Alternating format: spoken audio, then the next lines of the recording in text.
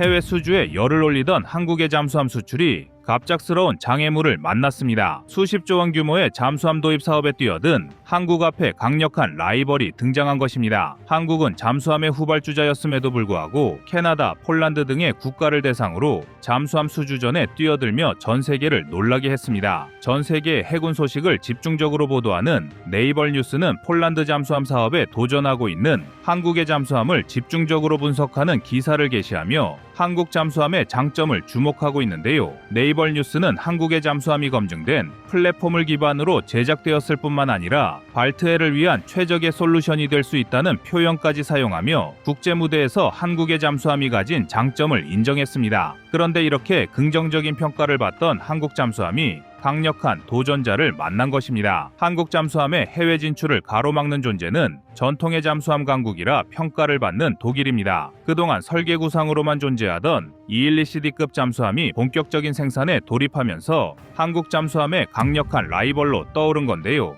212C급 잠수함은 신형 잠수함 수주 사업에서 한국의 장보고 3배치2 잠수함과 경쟁할 기종으로 평가를 받았지만 그동안은 설계 단계에만 머물러 있어 직접적인 위협은 아니었습니다. 하지만 본격적인 생산 작업에 돌입하게 된다면 이야기는 달라집니다. 잠수함 명가인 독일이 신형 잠수함을 공개하고 유럽, 나토와의 친분을 앞선다면 한국엔 쉽지 않은 상대가 될 수 있는데요. 여기에 더해 212C급 잠수함은 독일의 단독 개발이 아니라 북유럽의 해군 강국 중 하나인 노르웨이와 공동으로 개발한다는 점도 주목해야 합니다. 잠수함 시장에서 한국을 밀어내고 자존심을 회복하려는 독일의 의지가 엿보이는 부분이며 유럽의 주요 국가가 잠수함 연합 전선을 구축했다는 것은 역시 장기적으로 한국의 잠수함 수출에 부정적인 영향을 미칠 여지도 충분합니다. 하지만 그럼에도 불구하고 우리 대한민국의 잠수함 경쟁력은 절대 부족하지 않습니다. 제 아무리 독일과 노르웨이가 연합하여 신형 잠수함을 생산한다고 하더라도 한국의 장보고 3배치2에는 미치지 못하는 성능을 가지고 있는데요. 그래서 준비했습니다. 오늘은 독일과 노르웨이의 잠수함 연합이 한국의 상대가 되지 못하는 이유에 대해 자세히 알려드리겠습니다. 여러분의 구독과 좋아요가 꺼리튜브 운영에 많은 힘이 됩니다.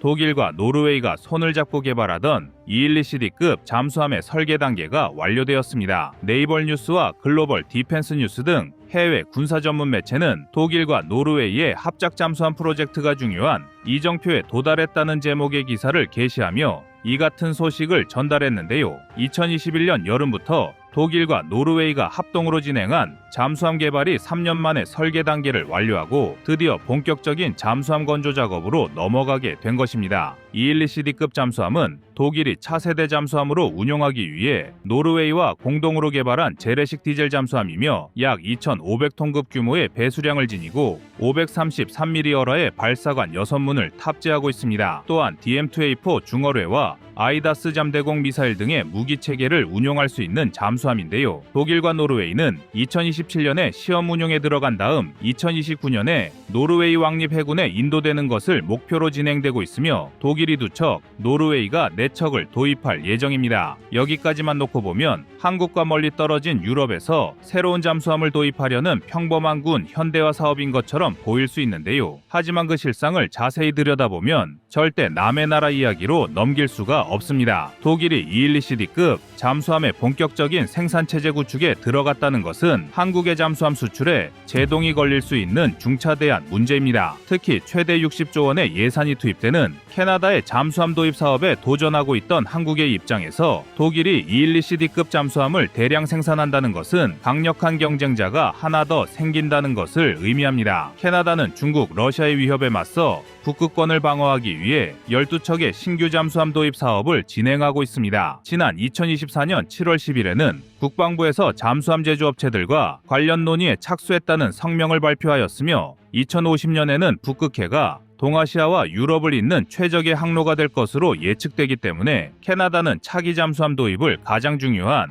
국가안보 사업으로 지칭하고 있습니다. 한국도 장보고 3 배치 2 잠수함을 투입하여 캐나다의 차기 잠수함 사업 수주를 획득하기 위해 공을 들이고 있는데요. 사실 한국의 가장 큰 라이벌은 독일이 아니라 일본이었습니다. 이전까지 독일의 212C급은 설계 작업에 집중하고 있었기 때문에 구체적인 실물이 없었고 2025년 진수, 2026년 인수 계획을 두고 있는 장보고 3 배치 2와 달리 212C급은 언제 진수와 인수가 이루어질 수 있을지 일정이 불투명하여 일본의 타이게이급과 달리 한국의 직접적인 위협이 될 경쟁자는 아니라는 전망이 많았습니다. 하지만 해외 군사 매체에서 독일과 노르웨이의 공동 개발을 두고 중요한 이정표에 도달했다는 표현까지 사용하며 212C급 잠수함이 설계 단계를 마무리했다고 보도한 이상 캐나다 잠수함 사업 이외에도 앞으로 한국과 독일은 다수의 잠수함 수출 사업에서 치열한 경쟁을 벌일 것으로 전망됩니다. 사실 독일의 입장에서는 한국의 잠수함이 눈의 가시처럼 여겨질 수 있습니다. 한국이 본격적인 잠수함 전력을 확충하던 시절만 하더라도 독일과 한국의 잠수함 기술은 비교가 어려울 정도로 그 격차가 상당했습니다. 한국은 독일의 209급 잠수함을 도입하는 방식으로 잠수함 전력과 기술을 확보하기 시작했는데요. 첫 잠수함은 독일 현지에서 완제품으로 건조하여 도입하고 두 척의 잠수함은 기술 도입 후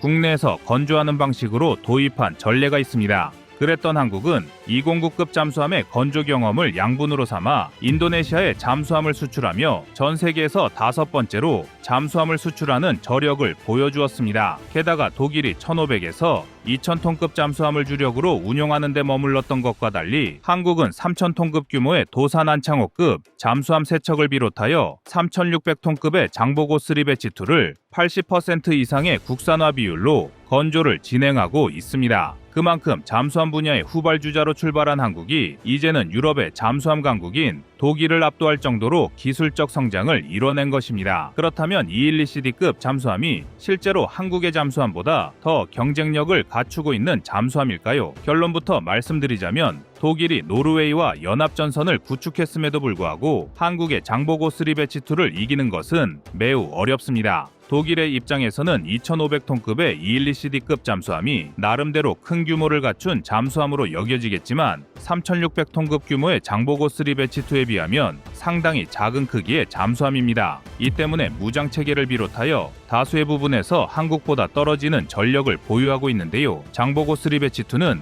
10개의 수직 발사관을 보유했지만 212C급은 현재까지 수직 발사관 탑재가 없는 것으로 확인되고 있습니다. 잠수함의 수직 발사관은 다양한 미사일 체계를 운용하는 데 있어 매우 중요한 요소입니다. 하지만 독일은 수직 발사관을 탑재하고 있지 않기 때문에 무장 체계 운용의 유연성에서 한국을 절대 따라오지 못합니다. 게다가 한국은 533mm 어뢰 발사관을 8문이나 탑재하고 있지만 독일은 6문에 불과하기 때문에 수직 발사관 이외에도 다양한 전투력 측면에서 한국보다 열세입니다. 또한 한국은 중대형 잠수함 중 세계에서 2번째로 리튬이온 전지를 탑재하여 수중작전의 지속 능력을 증가시켰습니다. 한국은 리튬이온 전지와 AIP를 동시에 탑재하여 전 세계 디젤 잠수함 중에서도 가장 긴 작전 기간을 자랑하며 장보고 3 배치 2는 독일의 212C급 잠수함보다 20일 이상 긴 작전 기간을 확보하였습니다. 잠수함은 최대한 오랜 시간 동안 잠항할 수 있는 것이 전략적으로 상당히 중요한데 독일의 경쟁 잠수함보다 무려 20일이나 더 길다는 것은 캐나다뿐만 아니라 다른 나라들의 잠수함 수주 사업에서도 한국이 유리한 고지를 점할 수 있는 강점입니다. 여기에 더 놀라운 점은 한국 잠수함의 잠항 심도가 무려 400m라는 점입니다. 반면 독일의 212C급 잠수함 이외에도 대부분의 유럽 잠수함은 250에서 300m 수준에 불과합니다. 잠수함의 잠항 심도가 더 깊다는 것은 적의 탐지 장비로부터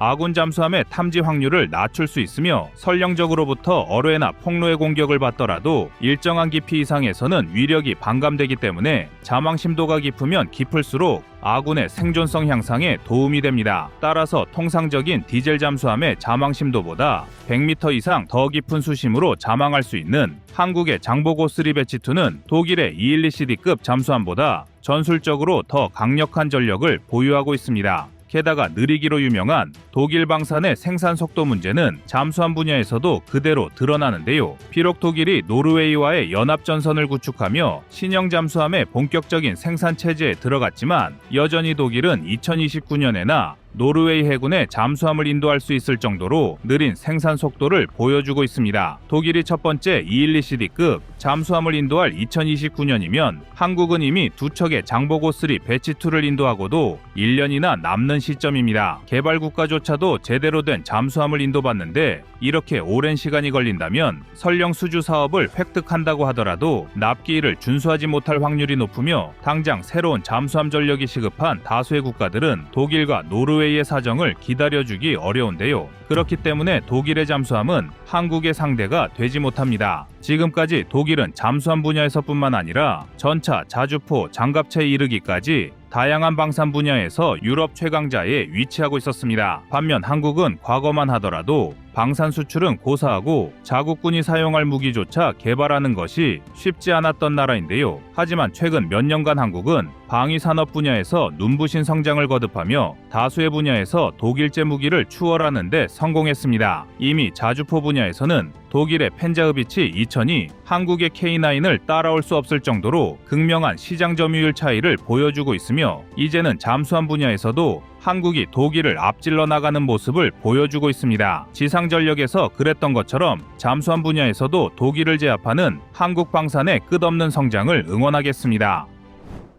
여러분의 구독과 좋아요가 꺼리튜브 운영에 많은 힘이 됩니다.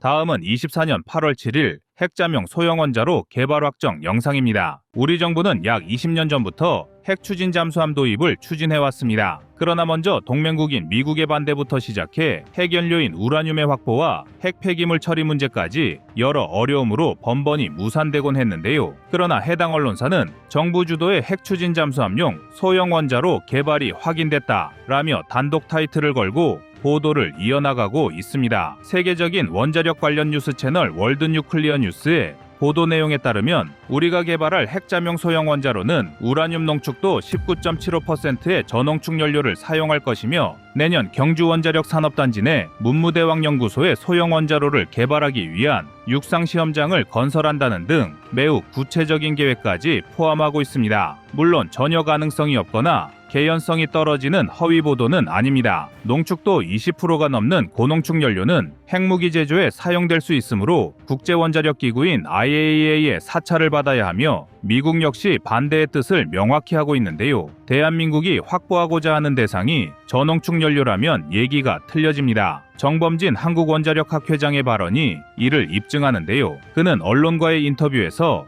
우라늄 235 동위원소의 농축도가 20% 이하인 핵연료는 연구용 원자로에서 사용할 수 있으며 상업용으로 사용하는 데 지장이 없다 라는 발언을 했습니다. 문무대왕 과학연구소의 준공 시점도 매우 절묘한데요. 지난 2021년 정부는 경북 경주 간포읍 일대에 선박용 소형 원자로를 개발하기 위한 목적으로 해당 시설에 대한 건설을 발표했습니다. 그러나 실제 문무대왕 과학연구소의 준공이 내년으로 다가온 시점에서 갑자기 핵잠수함용 소형 원자로 개발 뉴스가 터진 것을 우연이라 보기엔 무리가 있습니다. 때문에 이를 두고 사전에 계획된 일이라는 예측이 나오고 있는데요. 현재 정부 소식통에 의하면 문무대왕 연구소에는 민간 선박을 위한 소형 원자로 외에도 군사용 원자로 개발도 추진된 것으로 파악되고 있으며 군 당국과 방산기업의 기술자들이 이미 모여 핵잠수함용 소형 원자로를 개발 중이라고 합니다. 미국의 입장 변화도 희소식이라 할 수 있습니다. 최근 미국의 인도태평양 사령관이 한국의 핵잠 도입에 공개적으로 찬성 입장을 밝히는 등 미국이 대한민국의 자체 핵무장에 대해 그 어느 때보다 우호적인 입장을 보이는데요. 여기에 지난 6월 21일 미국과 안보회의 아시아 담당 선임보좌관은 언론과의 인터뷰에서 한국이 자체 핵무장을 검토해야 한다 라는 발언을 해 큰 파장을 일으켰습니다. 일각에선 미국의 달라진 기조로 인해 국제적인 긴장이 조성됐다며 비판하기도 하지만 이제 미국 내에서 대한민국의 자체 핵무장을 원하는 정치 권력의 세가 강해진 점은 부인할 수 없는 사실입니다. 더구나 우리 정부는 그동안 공급에 난항을 겪었던 저농축 우라늄 확보에 조금이나마 일부 진전이 있는 것으로 전해지는데요. 그러나 모든 전망이 핑크빛만은 아닙니다. 아직 해결하지 못한 문제와 난관이 곳곳에 도사리고 있습니다. 첫 번째 관문은 2015년 체결된 한미원자력협정의 농축 항목에 있습니다. 여기엔 양자 간에 수행되는 협의에 따라 당사자들의 조약 및 요건에 합치되게 농축을 하려는 약정을 서면으로 합의하고 20% 미만의 농축을 할 수 있다 라고 명시되어 있습니다. 원문 자체는 다소 복잡해 보이지만 쉽게 말해 20% 미만의 농축은 가능하지만 매번 양자 간의 합의가 있어야 한다는 내용입니다. 즉, 미국이 허가를 안 해주면 농축 자체가 불가능하다는 것인데요. 이 때문에 우리가 직접 농축 우라늄을 수입해오자는 의견도 제기되고 있지만 이는 엄연히 미국 의사에 반하는 행동이며 심기를 크게 거스를 수 있습니다. 미국의 현행 에너지법 123조에 따르면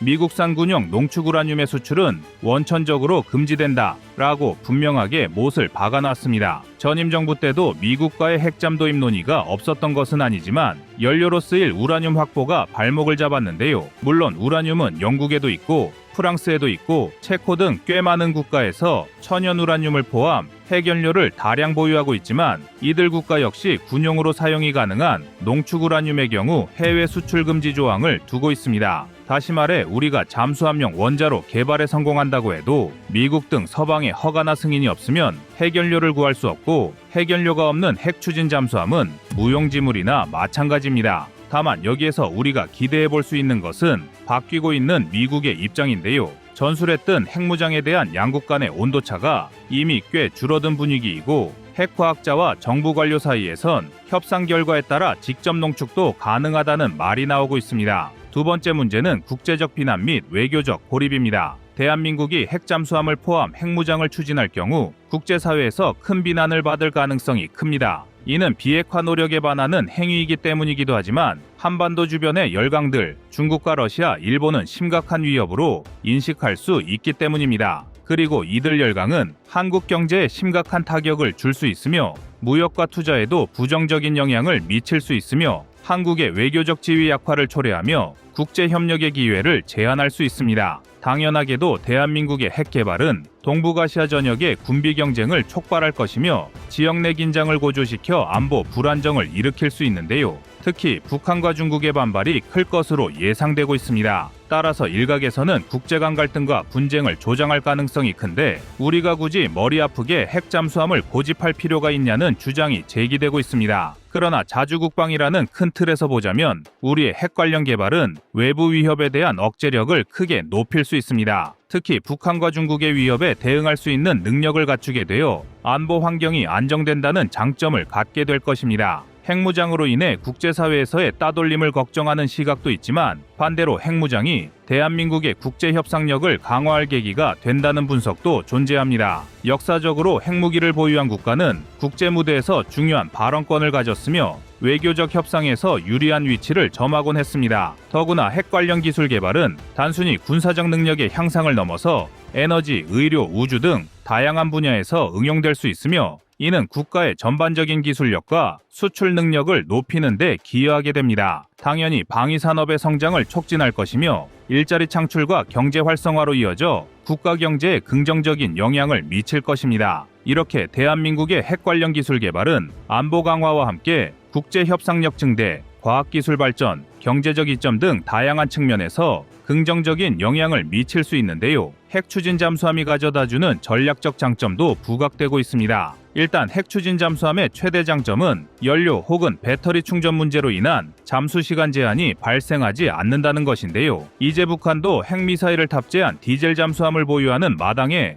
우리 역시 장기간 수중에서 적을 추적하면서 핵미사일 발사 징후가 보이면 어뢰로 격침시키는 임무를 맡아줄 수중 전력이 필요하다는 주장이 꾸준히 제기되어 왔습니다. 10년 전과는 달라진 대한민국의 위상과 기술력도 핵 개발에 대한 당위성에 힘을 실어주고 있습니다. 한미원자력 협상이 체결되던 2015년 당시에도 우리는 20% 이하 전홍축 핵잠을 추진하자는 목소리가 있었지만 결과적으로 흐지부지되고 말았습니다. 그리고 원인에 대해 미국의 비우호적인 입장과 대한민국의 기술력이 부족했다는 지적이 나오고 있는데요. 10년의 시간 동안 우리는 기술적 한계를 극복하기 위한 노력을 꾸준히 해왔고 현재 전 세계를 상대로 원자력 발전 기술을 수출하는 기술 대국이 되었습니다. 또한 20% 농축 핵잠 원자로 개발과 운영 효용에 대한 난관을 극복하는 기술적 대안도 준비되었다고 알려져 있습니다. 또한 미국으로서도 일본, 호주와의 형평성 문제를 생각하지 않을 수 없습니다.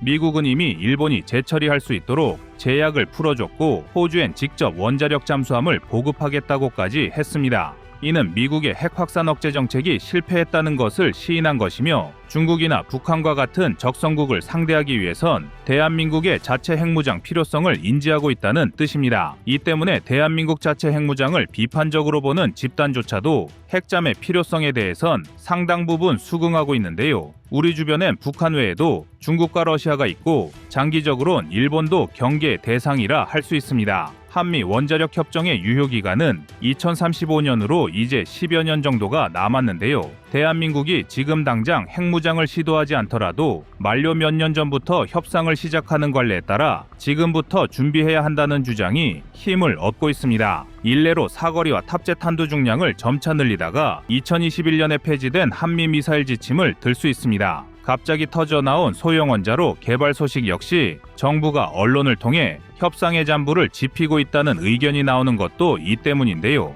핵 관련 개발은 단순히 군사적 문제를 넘어 도덕적, 윤리적 문제를 포함하고 있으며 우리 사회 내부에서도 찬반 논란이 일고 있습니다. 더구나 막대한 비용이 수반되는 거대한 프로젝트로 다른 중요한 사회적 예산을 감소시키고 국가 재정에 큰 부담을 줄 수 있는데요. 그럼에도 불구하고 대한민국 국민의 절대 다수가 핵 개발 관련 뉴스가 터질 때마다 정부의 전폭적인 지지를 보내는 데는 자주국방에 대한 강한 의지와 평화에 대한 열망 때문입니다.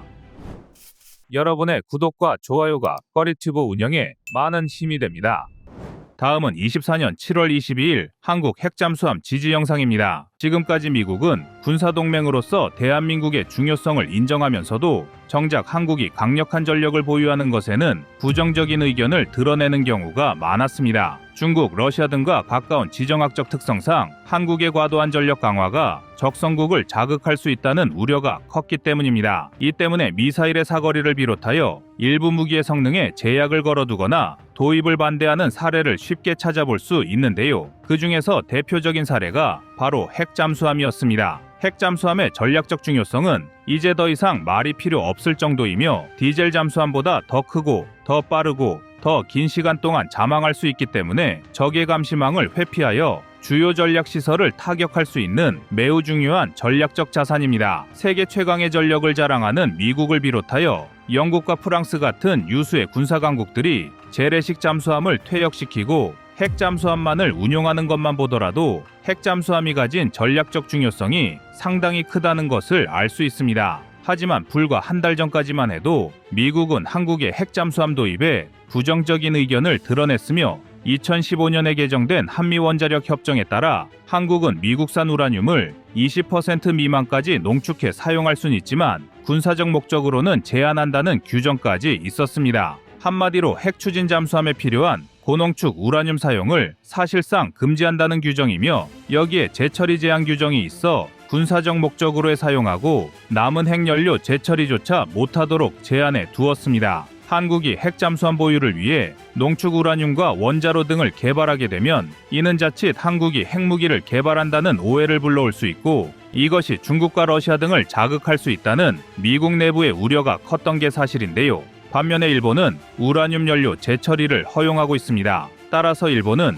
유사시에 짧은 기간 내 핵무기 개발이 가능한 핵보유국 지위까지 오를 수 있다는 평가를 받고 있는데요. 자칫하다가 중국, 일본, 북한이 모두 핵을 보유한 상태에서 대한민국만 핵 없는 비핵 국가로 전락할 수 있다는 안보 위협을 초래할 수도 있습니다. 하지만 북한의 핵무기 위협이 고조되는 상황이 점차 많아지자 대한민국 국내에서는 핵무장과 핵잠수함 보유 등을 찬성하는 여론이 높아지고 있으며 이러한 상황 속에서 결국 미국도 한국의 핵잠수함 보유에 대한 태도를 바꾸지 않을 수 없었습니다. 그리고 사무엘 파파로 인도태평양 사령관의 발언은 대한민국의 핵 추진 잠수함 도입이 필요할지 모른다는 미국 내부의 목소리와도 일맥상통하는 모습인데요. 실제로 미국 의회 내에서도 미국이 구축한 해구산만으로는 북중러의 군사적 긴밀함에 대응할 수 없다는 의견이 나오면서 대한민국의 핵잠수함 도입에 대한 찬성 의견이 서서히 증가하고 있습니다. 미국이 채 한 달 만에 급격히 태도를 바꾼 이유는 중국과 북한이 핵잠수함 분야에서 점차 위협적인 전력을 구축하고 있기 때문입니다. 해외 군사 매체인 디펜스 미러는 중국이 재래식 잠수함보다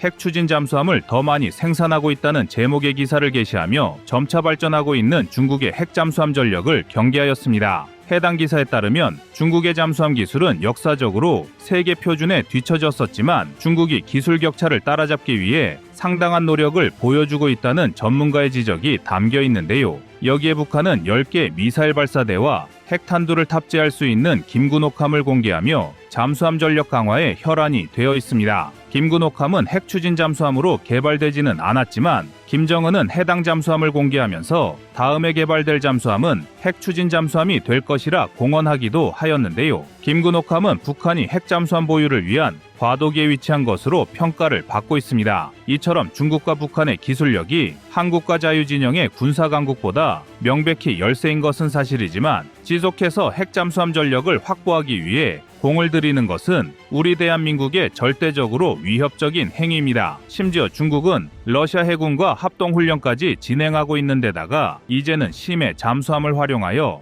해저 케이블까지 공격하려는 사태가 발생했는데요. 전 세계 네트워크를 연결하는 해저 케이블이 중국과 러시아의 공격을 받게 되면 주요 통신망이 마비될 수 있다는 분석이 제기되고 있으며 기밀 유출의 위험도 커지게 됩니다. 그만큼 해상에서 북중러가 벌이는 군사공작과 위협이 한국과 미국의 점차 부담으로 작용할 수 있는 상황입니다. 또한 한국의 전통적인 적성국이라 할 수 있는 북중러는 자신들의 전력 강화뿐만 아니라 벨라루스 같은 나라와의 연합전선까지 구축하며 미국이 주도하는 자유진영에 대응할 새로운 전력을 도모하고 있습니다. 이처럼 한치 앞을 알 수 없는 정세 속에 한국의 핵잠수함 보유는 한국과 미국 모두에게 전략적으로 반드시 필요한 선택입니다. 대한민국은 핵잠수함을 보유함으로써 우리의 주적인 북한을 직접적으로 압박할 수 있을 뿐만 아니라 서해 등에서 중국의 무력 도발을 견제할 수 있는 해상 전력을 보유한다는 강력한 군사적 이점을 얻을 수 있습니다. 그리고 한국이 북한과 중국의 잠수함을 상대로 강력한 억지력을 갖춘다는 것은 미국의 안보 전략에도 많은 도움이 될 수 있는데요. 인도태평양 지역의 국가 중에서 미국 다음으로 가장 강력한 군사력을 가진 한국의 전력이 또 한 번 강화된다는 것은 궁극적으로 미국이 주도하는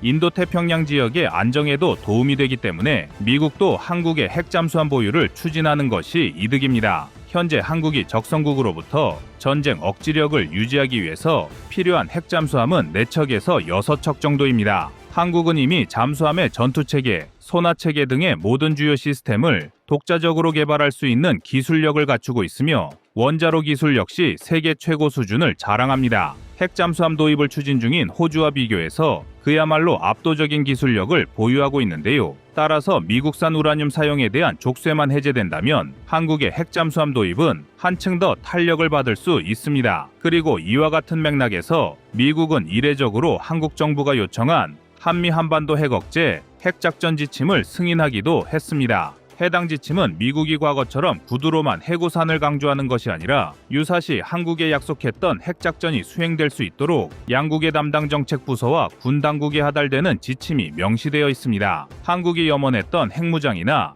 핵잠수함 도입은 아니지만 주변 국가를 자극하지 않기 위해 핵과 관련된 문제에는 소극적이었던 미국이 태도를 전환했다는 점에서 이례적이란 평가를 받고 있는데요. 분명 미국이 점차 핵과 관련된 분야에서 한국의 긍정적인 태도를 보여주고 있다는 점은 향후 한국이 핵잠수함을 도입하고 나아가 핵탄두와 SLBM을 장착하는 것까지 나아갈 수 있는 중요한 인식 변화입니다. 사실상 북한의 비핵화는 불가능하다는 것이 현재 대한민국의 안보 상황이며 결국 북한의 핵무기를 제압하기 위해서는 우리 대한민국이 언제든 북한의 핵시설을 타격할 수 있는 전력을 갖추는 것이 가장 중요합니다. F-35와 현무미사일 등 다양한 전력을 보유하고 있음에도 핵잠수함이 필요한 이유가 이것인데요. 이론상 무제한으로 잠항할 수 있는 핵잠수함은 다량의 미사일을 탑재하고 바닷속에 잠항할 경우 적성국에는 공포의 대상이 될 수밖에 없습니다. 그렇기 때문에 대한민국은 이번 기회를 절대로 놓쳐서는 안 될 것인데요. 재래식 디젤 잠수함과 핵추진 잠수함의 함장을 모두 역임했던 한 해군 지휘관은 대량의 핵무기를 탑재할 수 있는 핵추진 잠수함이 개발된 시점에서 디젤 잠수함을 논하는 것은 스페인의 무적함대 시절을 이야기하는 것과 같다며 디젤 잠수함은 이제 역사 속 유물에 가깝다는 것을 확인시켰습니다. 그만큼 핵잠수함을 보유하고 있는 것과 디젤 잠수함을 보유하고 있는 것의 전략적 차이는 매우 크다고 할 수 있는데요. 대한민국은 이미 핵무기를 개발할 수 있는 기술적 여건을 갖추고 있으며 3,000에서 4,000톤급 잠수함용 소형 원자로 제작 능력을 보유하고 있습니다. 마음만 먹으면 언제든 핵탄두를 탑재한 핵잠수함을 운용할 수 있다는 것을 의미합니다. 미국이 대한민국의 핵잠수함 도입 문제에 대해 완강한 입장을 거두고 가능성을 열어둔 시점에서 대한민국의 핵안보를 위한 전환점 마련에 집중해야 할 시점입니다. 이상 꺼리튜브였습니다.